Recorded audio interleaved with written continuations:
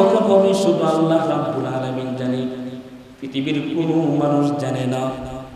এই সম্পর্কে কিন্তু আপনারা গত 2 জুমায় আলোচনা শুনেছেন। কিন্তু রাসূলের কাছে হযরত জিবরাইল আলাইহিস সালাম নবীর কাছে এসে বলতেছে, নবী গো, কিয়ামত কখন হবে আপনি আমাকে বলে দেন না। রাসূল আরবি দু জাহানের বাদশা সাইয়্যিদুল আম্বিয়াউল মুরসালিন নবী মুহাম্মদুর রাসূলুল্লাহ বলতেছেন, কিয়ামত কখন হবে একমাত্র আল্লাহ রাব্বুল আলামিন জানে, একমাত্র আল্লাহ রাব্বুল আলামিন জানে, আর কেউ জানে না। আমরা সর্বপ্রথম ওই মহান রব্বুল আলামিনের শুকরিয়া আদায় করি, যিনি আমাদেরকে এমন এক ফিতনা ফাসাদের যুগে আল্লাহর মসজিদে আসার তৌফিক দিয়েছেন, যেই যুগে মানুষ দিন দিন ইসলাম থেকে দূরে সরে যাচ্ছে, ইসলামিক কৃষ্টি কালচার থেকে দূরে সরে যাচ্ছে, ইসলামিক যে তাহজিব তামাদ্দুন আছে এগুলো থেকে দূরে সরে যাচ্ছে। এই ফিতনা ফাসাদের যুগে আল্লাহ রাব্বুল আলামিন আখিরুজ জামান, শেষ জামানায় আল্লাহ আমাদেরকে ফিতনা ফাসাদের এই শেষ জামানার যুগে আল্লাহর মসজিদে আসার তৌফিক দিয়েছেন। এই জন্য অন্তঃস্থল থেকে একবারে বলি আলহামদুলিল্লাহ। প্যারে হাজিরিন, আমি আপনাদের সম্পর্কে যে আয়াতে কারিমা তেলাওয়াত করেছি, এই আয়াতে আল্লাহ রাব্বুল আলামিন বলতেছেন, ইয়া আইয়ুহান নাস, ইয়া আইয়ুহান নাস ইত্তাকু রাব্বাকুম। এ মুমিন, আল্লাহ রাব্বুল আলামিন ডেকে ডেকে বলতেছেন, ইয়া আইয়ুহান নাস ইত্তাকু রাব্বাকুম। এ দুনিয়ার মানুষ, ইত্তাকু রাব্বাকুম, তোমরা তোমাদের প্রভুকে ভয় করো, তোমরা তোমাদের প্রভুকে ভয় করো, তোমরা তোমাদের মালিককে, তোমরা তোমাদের রবকে ডরাও। ইন্না জালজালাতাস সাআতি শাইউন আযীম। এর মুমিন, আল্লাহ রাব্বুল আলামিন বলেন, নিশ্চয়ই কিয়ামতের সময় যে একটা ভূমিকম্প হবে, এই ভূমিকম্প কিন্তু বড় ভয়ঙ্কর, অনেক ভয়ঙ্কর হবে এই ভূমিকম্প।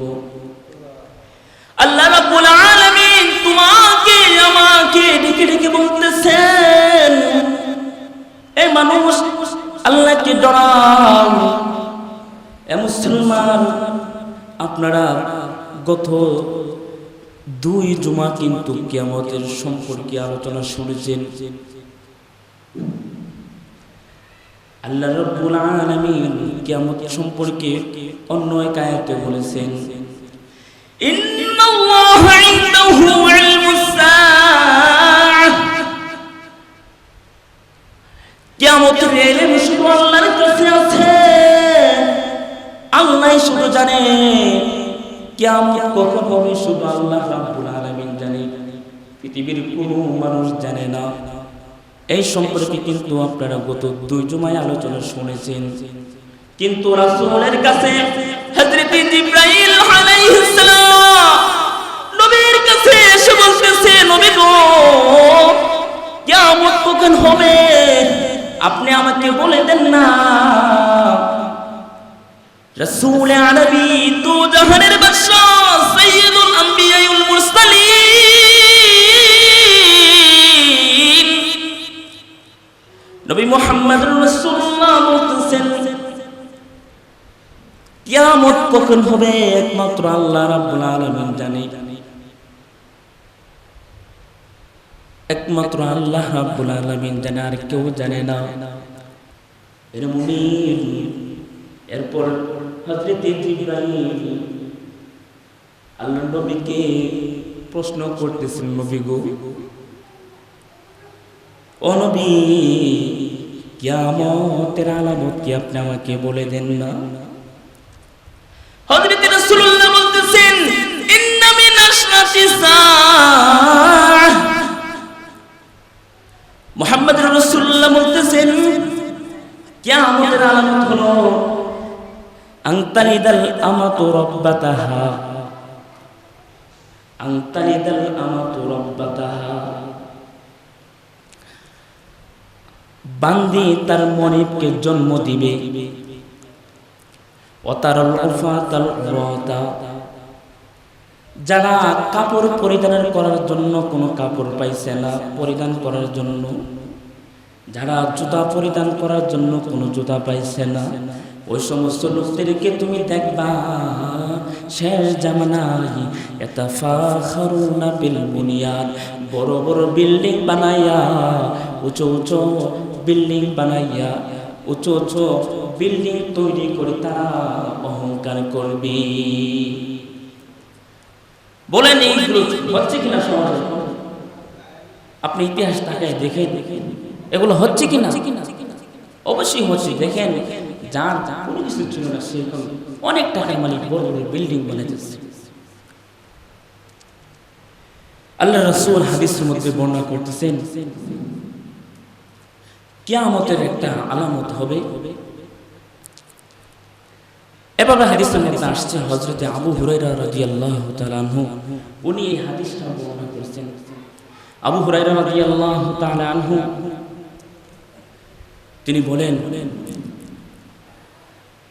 দু জাহানের বাদশাহ সাইয়্যিদুল আম্বিয়া ওয়াল মুরসালিন খাতামান নবিয়্যিন, এর মুমিন ভাই, ওনার কাছে এক গ্রাম্য আরবি ব্যক্তি এসে হাজির হইলেন। নবীর কাছে এসে বলতেছেন, আল্লাহর নবী,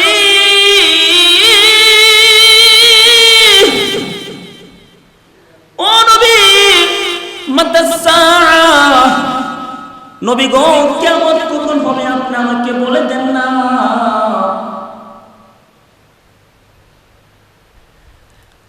গ্রাম্য ব্যক্তির জবাবে নবী মুহাম্মদুর রাসূলুল্লাহ বলতেছেন, এরে আমার সাহাবী, কিয়ামতের আলামত হলো দুইয়াতিল আমানা।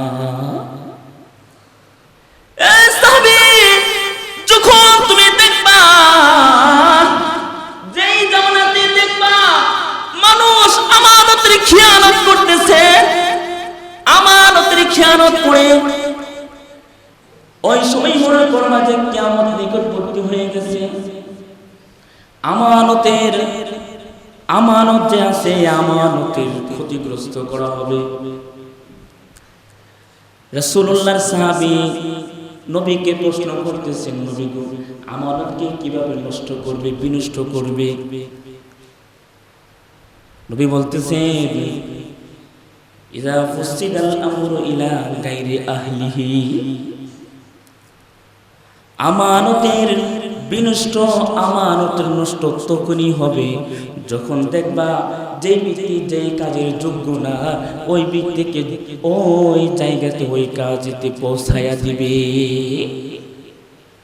যখন মনে করবা, দেখবা যে একটা কাজের সে যোগ্য না, ওই কাজ তাকে দেওয়া হবে, তখন মনে করবে যে সে আমানতের খেয়ানত করছে, আমানত নষ্ট হয়ে গেছে সমাজে, তখন কিয়ামতের অপেক্ষা করবে। এখানে উলামায়ে কেরাম, হাদিস বিশারদগণ, যিনারা হাদিস ব্যাখ্যা করেছেন, মুফাসসিরে কেরাম এবং মুহাদ্দিসিনে কেরাম, এখানে বলতেছেন আমানতের খিয়ানত, আমানত কিভাবে নষ্ট করা হবে, বিনষ্ট করা হবে। এক নম্বর, যে মনে করেন যে রাষ্ট্র, সে বাদশাহ হবে একজন অযোগ্য ব্যক্তি। যেমন মহিলা রাষ্ট্রে রাষ্ট্রে, এই কথা তো একদম স্পষ্ট। আমাদের বাংলাদেশের মহিলা এখন বাদশাহ, তা আল্লাহ রাসূল বলতেছেন মহিলা তো নেতৃত্ব দেওয়ার তার কোনো যোগ্যতাই নাই, তাহলে মহিলা তো নেতৃত্ব দেওয়ার যোগ্যতাই নাই, সে বাদশা হওয়ার যোগ্যতা নাই। যদি তাকে বাদশা বানানো হয় মনে করবেন কিয়ামতের আলামত, কিয়ামতের অপেক্ষা করতেছে। এমনই ভাবে মন্ত্রী হোক, এমনই ভাবে চেয়ারম্যান হোক, এমনই ভাবে সমাজের মেম্বার হোক, সবাই যদি অযোগ্য হয়ে থাকে, মহিলা যদি নেতৃত্ব দেয়, তাহলে ওই সমাজের মানুষ অপেক্ষা করতে হবে যে কিয়ামত নিকটবর্তী হয়ে গেছে। এগুলো হচ্ছে না আমাদের সমাজে। এই গ্রামের মেম্বার থেকে নিয়ে মহিলা এখন মেম্বার না, চেয়ারম্যান মেম্বার না, বাদশাকে চেয়ারম্যান মহিলা মেম্বার না, মেম্বারও মহিলা। এরপর এই যে বাদশাকে আমাদের নেতৃত্ব দিচ্ছে, আমাদের বাংলাদেশে এখন পুরুষরা বুঝি, তারা বুঝি আকাম হয়ে গেছে, আকামলা হয়ে গেছে। কিয়ামতের আলামত এগুলো। মুসলমান পুরুষ থাকতে কিভাবে একজন মহিলা নেতৃত্ব দেবে? আরেকটা বিষয় হলো ফাসিক ফুজ্জার, যে সমাজের পাপিষ্ঠ ব্যক্তি, ওই ব্যক্তিটা সমাজের নেতৃত্ব দিবে। এগুলা কিয়ামতের আলামত। এই হচ্ছে কিনা মসজিদের দ্বারে কাছে না, নামাজের দ্বারে কাছে না, সে সমাজের নেতৃত্ব দিচ্ছে। সুদে ঘুষে পাপাচারে জিনা ব্যভিচার সন্তান মাঝে পাওয়া যায়, সে সমাজের নেতৃত্ব দিচ্ছে। এই এগুলো কিয়ামতের আলামত কিনা বলেন না? আরেকটা বিষয় হলো এই হাদিসের আরেকটা ব্যাখ্যা করছে, মসজিদের ইমাম হোক সে একজন বক্তা, মাদ্রাসার মুদাররিস হোক, মাদ্রাসার একজন শিক্ষক হোক, মসজিদের ইমাম হোক, দ্বীনি ক্ষেত্রে যে ব্যক্তি যোগ্য না, ওই ব্যক্তি যদি সে ওই কাজটা করে, তাহলে এটাও কিয়ামতের আলামত। এই যে দেখেন না বর্তমান অযোগ্য বক্তারা, এলেম নাই কালাম নাই, সুর আছে ওয়াজ শুরু করে দিচ্ছে। এগুলো কিয়ামতের আলামত। কয়েকটা মসজিদের মাইক দিয়া গজল গাইতালে বড় হুজুর মনে করে, ভিতরে কোনো কিছু নেই। এগুলো কিয়ামতের আলামত। এই মুসলমান ঠিক কিনা বলেন? যোগ্য ব্যক্তিকে যোগ্য জায়গায় পৌঁছাতে হবে, তাহলে সমাজে শান্তি আসবে, আর না হতে কখনো সমাজে শান্তি আসবে না। আল্লাহওয়ালা ব্যক্তিকে তাকে সমাজের মধ্যে প্রতিষ্ঠিত করতে হবে, তাহলে সমাজের মধ্যে শান্তি খুঁজে পাবে। আন্ডারে কখনো শান্তি খুঁজে পাবে না। এরে মুসলমান, এখানে শেষ না, আল্লাহর রাসূল আর হাদিসের মধ্যে বর্ণনা করতেছেন কিয়ামতের আলামত একটা হলো শরীবাতিল খুমুর, মদ পান করা হবে। এ মুসলমান মুমিন ভাই, দেখো না সমাজের ছোট বাচ্চাটা মদ পান করতেছে, ক্লাস 5 পড়ে, ক্লাস 6 পড়ে, ক্লাস 8, 9, 10 পড়ে ওই ছেলেটা আজ বিড়ি টানতেছে, গাঁজা টানতেছে, ইয়াবা টানতেছে, নেশা নিয়া পড়ে আছে। এমনই মনে করো না আমরা সফলতার মধ্যে আছি না, বরং আমরা কিয়ামতের দিকে আগাইতেছি, আমাদের জীবন ধ্বংস হয়ে যাইতেছে। তোমার ছেলে ইয়াবা গ্রহণ করে, তোমার ছেলে নেশা গ্রহণ করে,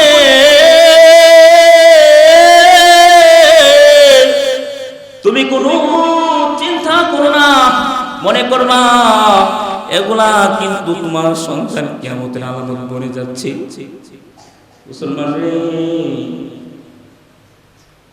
সমাজের প্রতিটা ধাপে ধাপে আজ নেশা নেশা নেশা দিয়া সমাজে আজ বলে যাইতেছে। এগুলা কিয়ামতের আলামত। বর্তমান যে একটা প্রেক্ষাপট, বর্তমান যে পরিস্থিতি, বাংলাদেশের সরকার একটা আইন করছে, মদের লাইসেন্স দিয়েছে, মদের লাইসেন্স দিয়েছে। সবাই বলে না নাউযুবিল্লাহি মিন যালিক।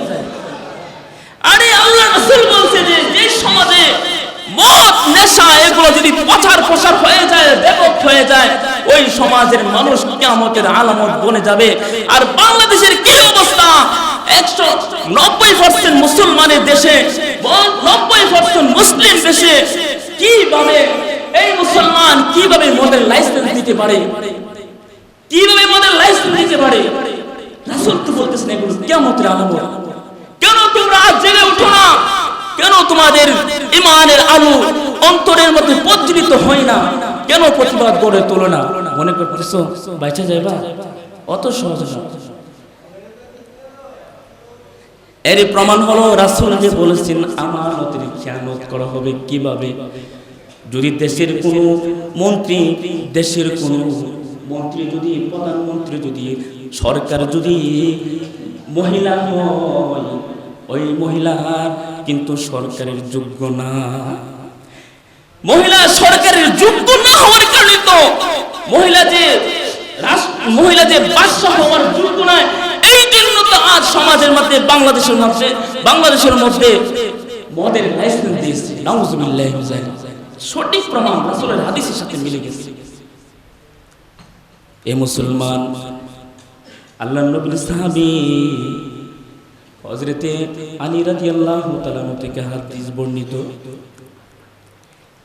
নবী মুহাম্মদুর রাসূলুল্লাহ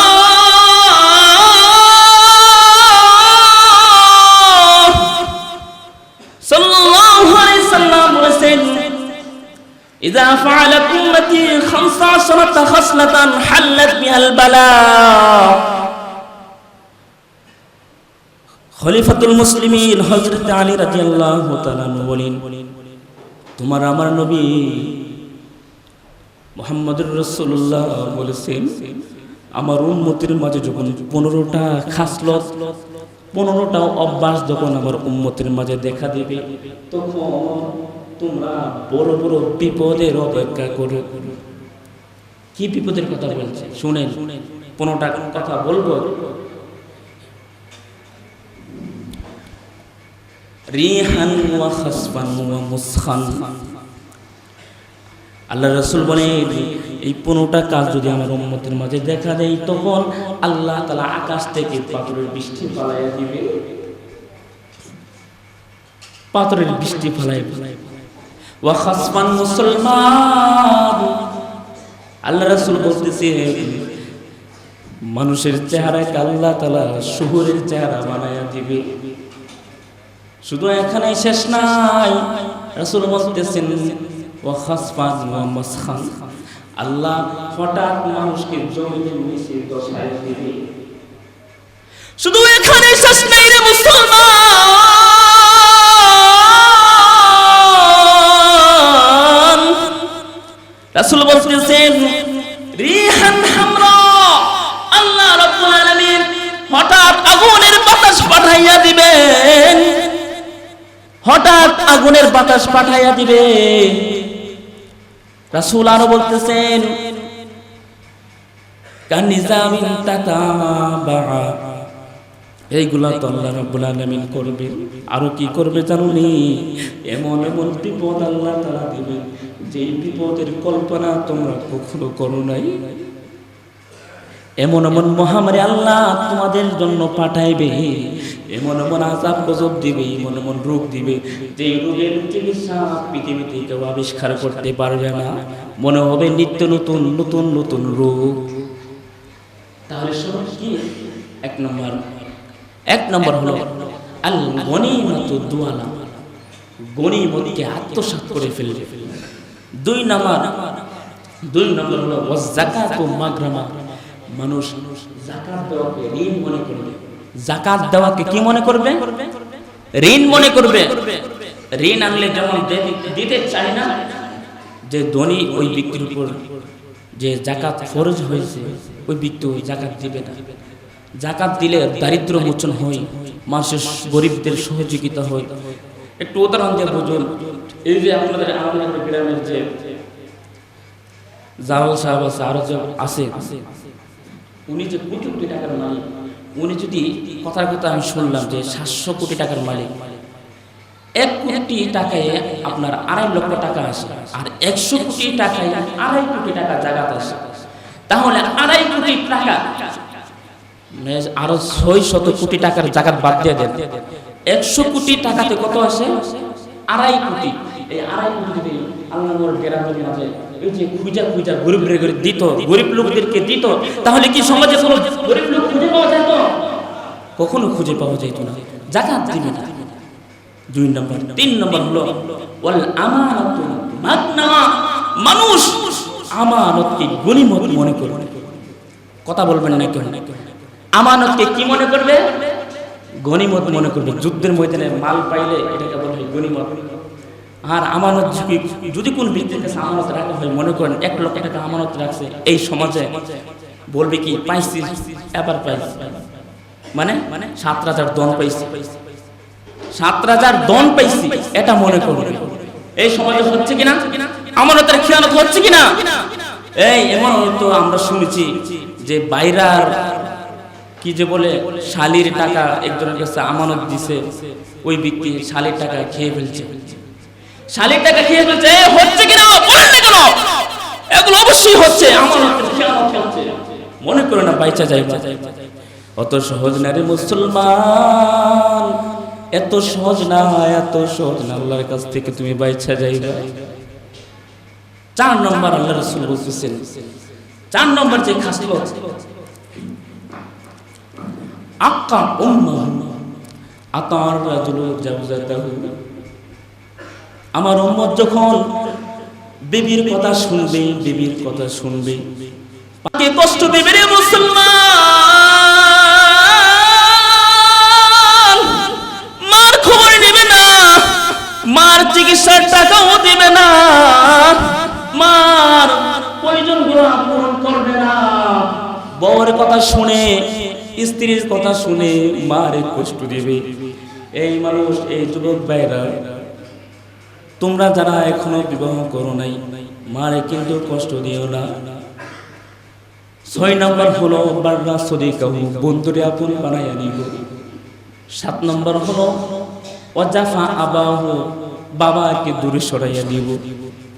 বন্ধুরে নিয়া নবীনগরে যে ক্যাফে রিভিউ আছে, ক্যাফে রিভিউতে গিয়া দামে দামে খাবার খাইবে, ক্যাফে রিভিউতে গিয়া সৈনিক হোটেলে গিয়া,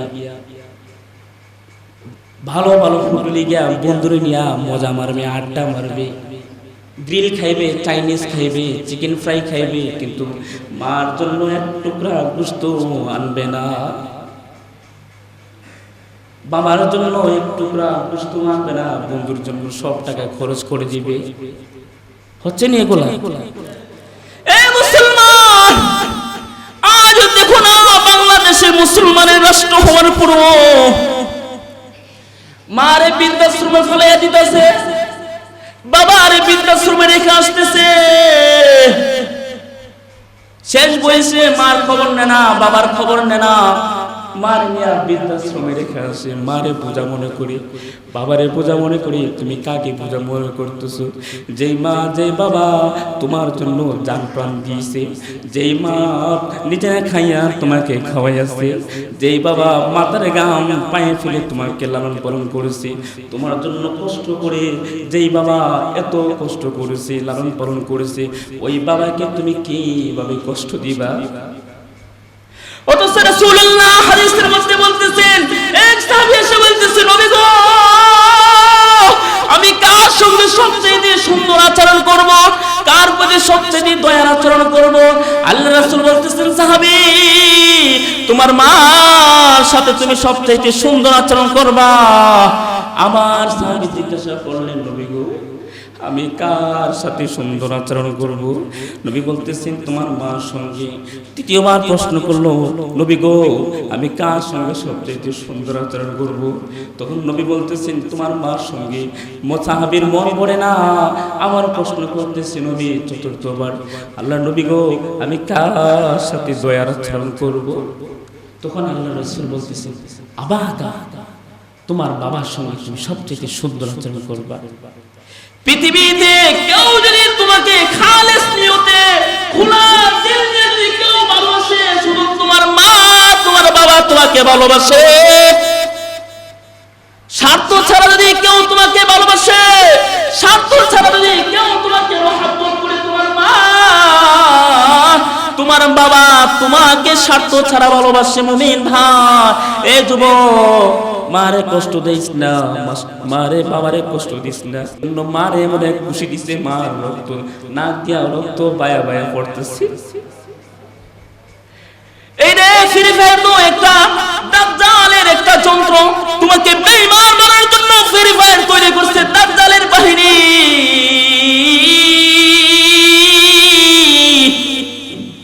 ওই ফ্রি ফায়ারের কারণে তুমি তোমার মায়ের ঘুষি দিয়া রক্ত বের করে নিয়েছো। নবীনগর নিচে মারে ধরছে না, এরপর মারে নিচে কোথায় জানুনি, মারে নিচে কোথায় জানুনি, কুমিল্লা সদরে নিয়ে ভর্তি করাইছে। তুমি কার সঙ্গে বিয়ে করতেছো? অথচ রাসূলুল্লাহ হাদিসের মধ্যে বলতেছেন, রিদার রব্বি বিরিদাল ওয়ালিদাইন। মা যদি তোমার প্রতি সন্তুষ্ট থাকে তাহলে আল্লাহ তোমার প্রতি সন্তুষ্ট। বাবা যদি তোমার প্রতি রাজি খুশি থাকে তাহলে আল্লাহ তোমার প্রতি রাজি খুশি। এজন্য তোমাদের হাতে পায়ে ধরে বলতেছি যুবক ভাইয়েরা, মারে কষ্ট দিও না, মারে গালি দিও না, বাবারে কষ্ট দিও না, বাবার সঙ্গে সুন্দর আচরণ করো, বাবার খোঁজ খবর নাও, মার খোঁজ খবর নাও। বউর কথা শুই না, বন্ধুর কথা শুই না, মারে বাবারে দূরে সরাইয়া দিস না। এই হলো 7 নম্বর। 8 নম্বর হলো ওয়ারতাফাতিল আসওয়াতু ফিল মাসাজিদ। বুঝতেই পারতেছেন যে কি হচ্ছে, একটু কেউ বিরক্ত মনে করেন না, পয়েন্ট শেষ করে দিয়েছি, একটু দেরি হইলেও কেউ বিরক্ত মনে করেন না। তো আল্লাহ রাসূল 8 নম্বর যে বলতেছেন, 8 নম্বর হলো যে মসজিদের মধ্যে যখন মানুষ আসবে, মসজিদে যখন আসবে মুসল্লিরা, ওয়ারতাফাতিল আসওয়াতু, হই হল্লা, শোরগোল হট্টগোল শুরু করবে। এই সময় হচ্ছে কি না, মসজিদে আয়েশা যত ধরনের মাতব্বরি আছে সব মসজিদে শুরু করে, মসজিদে আয়েশা সব ধরনের নেতাগিরি শুরু করে। তোমাকে কে বলছে মসজিদে আয়েশা উত্তেজিত হতে? কে বলছে? মসজিদ হলো আদবের জায়গা। আল্লাহ, আমরা আপনার মসজিদের আদব রক্ষা করতে পারতেছি না, আল্লাহ আপনি আমাদেরকে মাফ করে দিন। সবাই বলেন আমিন। মসজিদে উচ্চ সুরে কথা বলা যাবে না, মসজিদে কোনো রকমের কোনো বেয়াদবিমূলক হই হুল্লা এগুলা করে যাবে না। মুসলমান ভাই একটু শুনো না, হযরতে সুফিয়ান সাউরি, যিনি পৃথিবীর বিখ্যাত একজন মুহাদ্দিস ছিলেন, পৃথিবীর একজন বিখ্যাত ওলিওয়াল্লাহ ছিলেন, আল্লাহর একজন ওলি ছিলেন, নেককার বান্দা ছিলেন। হযরতে সুফিয়ান সাউরি মসজিদে ঢোকার সময় বাম পায়ে ঢুকতেছে, বাম পায়ে মসজিদে ঢোকার আগে বসে ডান পায়ে, উনি মন নাই ভুলে বাম পা রেখে দিয়েছে।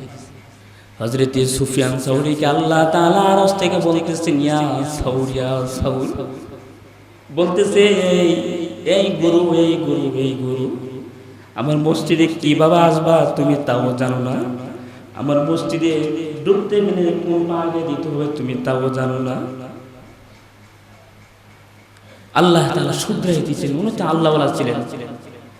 তখন হযরতে সুফিয়ান সাউরি আল্লাহর এই ডাকটা এত ভালো লাগছে।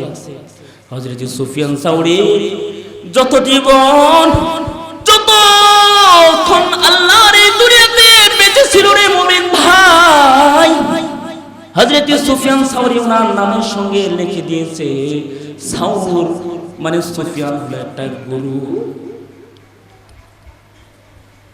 আর আমরা মসজিদে আয়েশা কি করি? এজন্য কিয়ামতের আলামত হলো মসজিদে কেউ, যেই সমাজের লোকেরা, যেই মহল্লার লোকেরা মসজিদে হই হুল্লা করবে, এগুলা কি কিয়ামতের আলামত।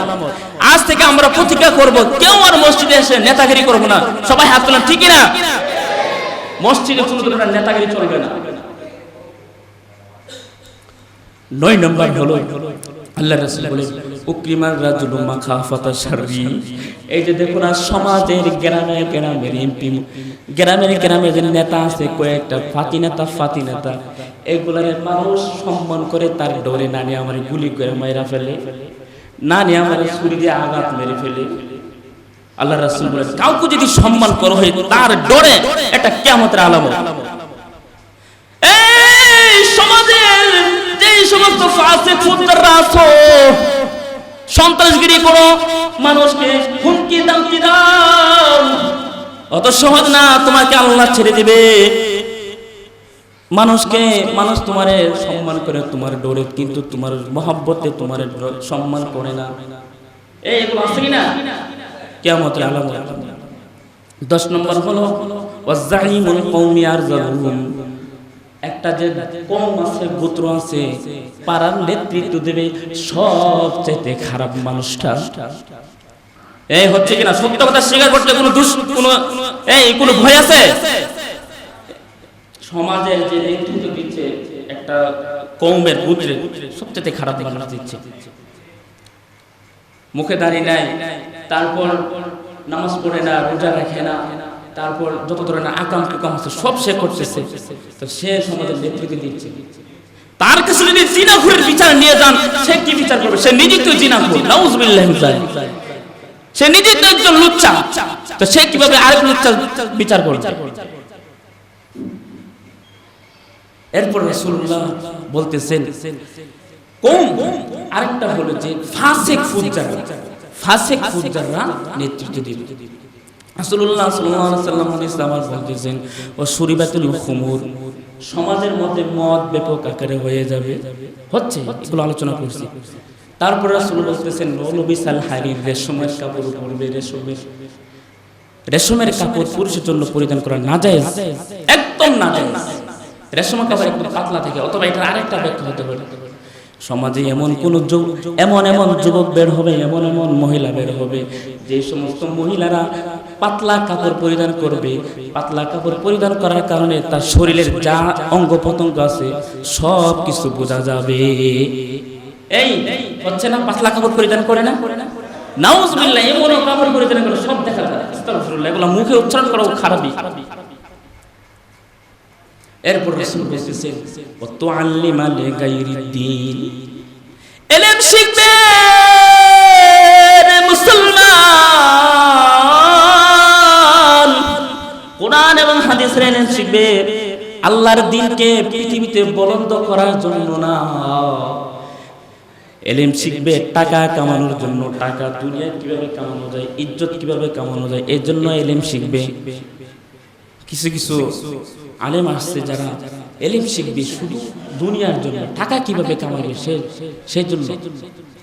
এরপর 15 নম্বর রাসূল বলতেছেন, শেষ করে দিচ্ছি, রাসূলুল্লাহ সাল্লাল্লাহু আলাইহি ওয়াসাল্লাম 15 নম্বর যে বিষয়টা বলছেন সেটা হলো, রাসূলুল্লাহ সাল্লাল্লাহু আলাইহি ওয়াসাল্লাম সেটা বলতেছে যে 15 নম্বর হলো লাইনা আখির উম্মতি আউওয়ালা, শেষ জামানার লোকেরা আগের যুগের বড় বড় আলেমদের নিয়ে সমালোচনা করবে। এর বাস্তব একটা প্রমাণ হলো আহলে হাদিস যারা আছে এরা ইমাম আবু হানিফাকে গালি দেয়, ইমাম শাফিকে গালি দেয়, ইমাম আহমদ বিন হাম্বলকে গালি দেয়, ইমাম মালিককে গালি দেয়। এরা বলে মাযহাব বলতে কোনো না, এরা কোনো কিছু জানে না, নাউজুবিল্লাহি মিন যালিক। এই তারা না জানলে তুমি জানো না, তুমি বড় পণ্ডিত হয়ে গেছো, ইলম খুব বেশি শিখা ফেলছো। আহলে হাদিস যারা আছে লা মাযহাবিরা, এরা সমাজকে ধ্বংস করে দিতেছে। আয়েশা কি বলবে জানেন? এই ভাই কাকা আপনার নামাজ হইতেছে না, এমন আতুরা ইয়া না বের করে হাত বাঁধেন, এগুলা এসে বলতেছে। যেগুলোর সমাধান, যেই মাসলার সমাধান হাজার বছর, মানে যেগুলোর সমাধান, মাসলার সমাধান 1700 বছর আগে হয়ে গেছে, এইগুলো বলে সমাজে ফিতনা সৃষ্টি করতেছে। এই মানুষ, এই যে ভাইরা যারা একটু শিক্ষিত সমাজ আছে, আপনারা একটু স্বীকার করেন এগুলো হচ্ছে কিনা? অবশ্যই এগুলো হচ্ছে। তাহলে এই যে 15টা কথা আল্লাহ রাসূল বললেন, আল্লাহ রাসূল সাল্লাল্লাহু আলাইহি ওয়াসাল্লাম এই 15টা কথা বললেন, এই 15টা একটু চিন্তা করি, এই 15টা কথা কি আমাদের সমাজে পুঙ্খানুপুঙ্খভাবে পরিপূর্ণ আছে কিনা? আসেনি? অবশ্যই আছে। এখন কি করি ভাই? দেখেন আল্লাহ রাসূল বলছেন পাথরের বৃষ্টি ফলাইয়া দিব, মানুষের চেহারাকে শুহুরের চেহারা বানাইয়া দিব, মানুষকে আল্লাহ তাআলা হঠাৎ মাটির নিচে বসাইয়া ফেলবে, আল্লাহ তাআলা হঠাৎ আগুনের বাতাস ফলাই দিবে। দেখো না গরমের সিজনে একটু তাপমাত্রা যখন একটু বেশি বাইরে যায়, একটু বেশি বেড়ে যায়, কি কষ্ট হয় আমাদের। তাপমাত্রা যখন একটু বেড়ে যায় কি কষ্ট হয়। শুরু করো না, মনে করো না যে দেখো কি হচ্ছে আমাদের সমাজে এগুলা। এরপর আল্লাহ রাসূল বলতেছেন শুধু এখানেই শেষ না, এমন আল্লাহ আযাব দিবেন, গজব দিবেন, যেগুলার কল্পনা তোমরা করো নাই। এই যে করোনা দেখেন, করোনা, এই করোনা কোনোদিন শুনছেন আপনারা? শুনছেন কোনোদিন করোনা? পুরা পৃথিবীকে থমকে দিয়েছে।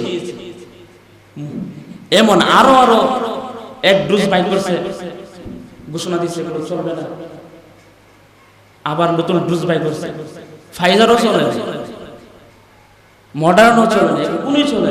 তাহলে এমন এমন আযাব গজব আল্লাহ তাআলা আমাদেরকে দিবেন যেগুলো কল্পনা তুমি করতেও পারবে না। তাহলে এই সুদখোর ভাই, এই সমাজের ঘুষখোর ভাই, তুমি কি এখন আল্লাহর পথে আসবে না? যুবক রে, এখন কি নামাজ পড়বে না? ওরে মা, ওরে বোন, এখন কি আল্লাহর পথে আসার তোমার সময় হয় নাই? এখন কি তোমার আল্লাহর পথে চলার সময় হয় নাই? এখনো কি তোমাকে আল্লাহকে ভয় করার সময় হয় নাই? আল্লাহকে ভয় করো, জাহান্নাম থেকে নিজেকে বাঁচানোর চেষ্টা করো।